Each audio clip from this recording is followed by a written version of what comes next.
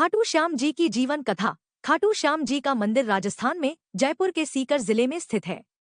खाटू श्याम जी का यह मंदिर भारत देश में कृष्ण भगवान के मंदिरों में सबसे ज्यादा प्रसिद्ध है, जिन्हें कलयुग का सबसे मशहूर भगवान माना जाता है। माना जाता है कि खाटू श्याम जी का ये मंदिर महाभारत काल में बना था। इस मंदिर का इतिहास भी महाभारत की लड़ाई से भी जुड़ा है। इसी वजह से देश भर के श्रद्धालु और पर्यटक खाटू श्याम जी की कहानी और उनकी जीवन कथा को जानने के बारे में दिलचस्पी रखते हैं। यदि आप भी खाटू श्याम जी की जीवन कथा को जानने के लिए उत्साहित हैं, तो इस वीडियो को लास्ट तक जरूर देखें और हमारे चैनल को लाइक सब्सक्राइब जरूर कर दीजिएगा। खाटू श्याम जी का जन्म हिंदू पौराणिक कथाओं के अनुसार खाटू श्याम जी का जन्म या बर्बरीक का जन्म महाभारत काल के दौरान हुआ था। वे गदाधारी भीम और नाग कन्या मौरवी के पुत्र थे। खाटू श्याम जी की जीवन कथा। भारत के सबसे प्रसिद्ध कृष्ण मंदिरों में से एक खाटू श्याम जी का मंदिर मुख्य रूप से बर्बरीक नामक महाभारत के दानव को समर्पित है। इसीलिए खाटू श्याम जी की जीवन कथा की शुरुआत महाभारत से शुरू होती है। आपको बता दें कि पहले खाटू श्याम जी का नाम बर्बरीक था। वे बलवान गदाधारी भीम और नाग कन्या मौरवी के पुत्र थे। बचपन से ही उनमें वीर योद्धा बनने के सभी गुण थे। उन्होंने युद्ध करने की कला अपनी मां और श्री कृष्ण से सीखी थी। उन्होंने भगवान शिव की घोर तपस्या करके 3 बाण प्राप्त किए। ये तीनों बाण उन्हें तीनों लोकों में विजयी बनाने के लिए काफी थे। एक बार जब उन्हें पता चला कि कौरवों और पांडवों के बीच युद्ध होने वाला है, तो उन्होंने भी युद्ध में शामिल होने की इच्छा जताई। इसके लिए जब वे अपनी मां के पास आशीर्वाद लेने पहुंचे तो उन्होंने हारे हुए पक्ष की ओर से युद्ध लड़ने का वचन दिया। जब उन्हें बर्बरीक के इस वचन का पता चला तो वे ब्राह्मण का रूप धारण कर उनका मजाक उड़ाने लगे और कहने लगे कि वे 3 बाण से क्या युद्ध लड़ेंगे। तब बर्बरीक ने कहा कि उनका एक बाण ही शत्रु सेना को मारने के लिए काफी है। ऐसे में अगर उन्होंने 3 तीरों का इस्तेमाल किया तो ब्रह्मांड का विनाश हो जाएगा। ये जानकर भगवान श्री कृष्ण ने बर्बरीक को चुनौती दी कि पीपल के इन सभी पत्तों को वेद कर बताओ। बर्बरीक ने चुनौती स्वीकार की। उनकी परीक्षा लेने के लिए श्री कृष्ण ने एक पत्ती अपने पैरों के नीचे दबा ली। बर्बरीक ने एक बाण से सभी पत्तियों पर निशान कर दिए और श्री कृष्ण के पैरों के पास चक्कर लगाने लगे और श्री कृष्ण से कहा कि एक पत्ता आपके पैर के नीचे दबा हुआ है, अपना पैर हटा लीजिए वरना आपके पैरों पर चोट लग जाएगी। इसके बाद श्री कृष्ण ने बर्बरीक से पूछा कि वे युद्ध में किसकी तरफ से शामिल होंगे। बर्बरीक ने जवाब दिया कि जो पक्ष हारेगा वे उनकी तरफ से युद्ध लड़ेंगे। श्री कृष्ण को ज्ञात था कि युद्ध में हार तो कौरवों की होनी है। ऐसे में अगर बर्बरीक ने उनके साथ युद्ध लड़ा तो गलत परिणाम सामने आ सकते हैं।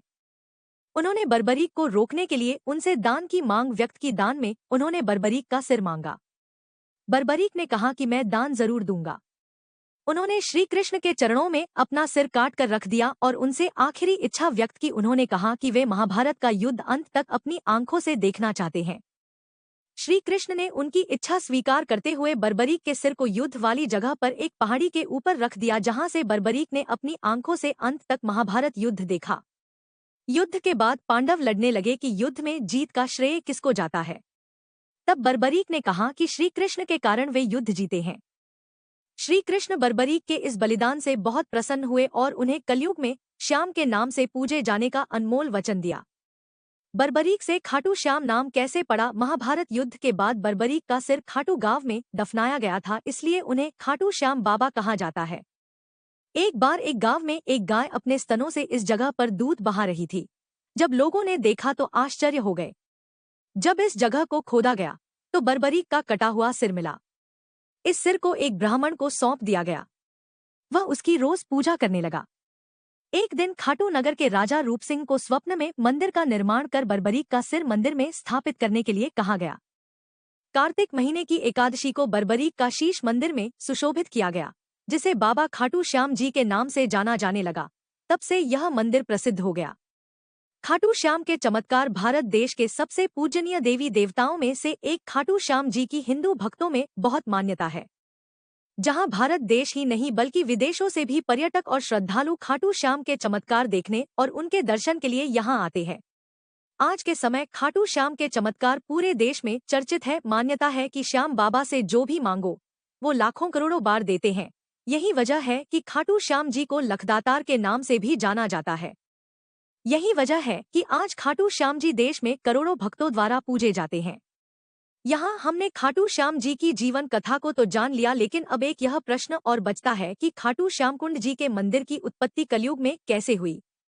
यदि आप भी इसे बारे में सोच रहे हैं तो हम आपको बता दें कि जयपुर के सीकर जिले में स्थित प्रसिद्ध खाटू श्याम जी का मंदिर का निर्माण खाटू गांव के शासक राजा रूप सिंह चौहान और उनकी पत्नी नर्मदा कंवर द्वारा सन 1027 में करवाया गया था। पौराणिक कथा के अनुसार एक बार राजा रूप सिंह को सपना आया, जिसमें उन्हें खाटू के कुंड में श्याम का सिर मिलने के बाद उनका मंदिर बनवाने के लिए कहा गया था। तब राजा रूप सिंह ने खाटू गांव में खाटू श्याम जी के नाम से मंदिर का निर्माण करवाया, जबकि 1720 में एक मशहूर दीवान अभय सिंह ने इसका पुनर्निर्माण कराया। खाटू श्याम जी का श्याम कुंड खाटू श्याम जी के मंदिर के पास पवित्र तालाब है, जिसका नाम है श्याम कुंड। माना जाता है कि इस कुंड में नहाने से मनुष्य के सभी रोग ठीक हो जाते हैं और व्यक्ति स्वस्थ हो जाता है। इसीलिए प्रतिवर्ष लाखों श्रद्धालु इस पवित्र कुंड में स्नान करते हैं। खास तौर से वार्षिक फाल्गुन मेले के दौरान यहाँ डुबकी लगाने की बहुत मान्यता है। आपने जान लिया होगा कि खाटू श्याम जी को हारे का सहारा किस लिए कहते हैं। इस वीडियो में आपने खाटू श्याम जी की जीवन कथा, खाटू श्याम के चमत्कार, खाटू श्याम कुंड जी के मंदिर का इतिहास, खाटू श्याम कुंड का इतिहास सहित अन्य जानकारी को जाना है। आपको हमारा यह वीडियो कैसा लगा हमें कमेंट्स में बताना ना भूलें।